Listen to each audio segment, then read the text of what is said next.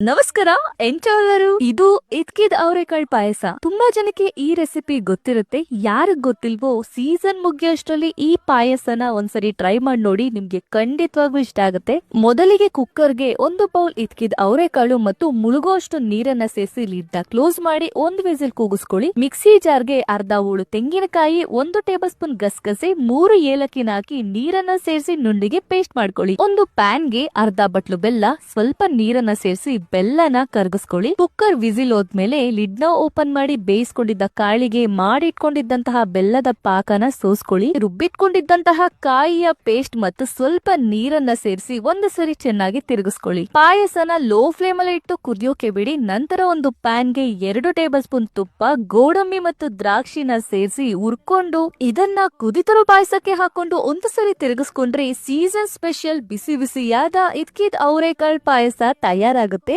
ಎಲ್ಲಾ ತರದ ಪಾಯಸಗಳನ್ನ ತಿಂದಿರ್ತೀರಲ್ವಾ? For A change ಈ ಪಾಯಸನ ಒಂದು ಸರಿ ಟ್ರೈ ಮಾಡಿ ನೋಡಿ, ನಿಮ್ಗೆ ಖಂಡಿತವಾಗ್ಲೂ ಇಷ್ಟ ಆಗುತ್ತೆ.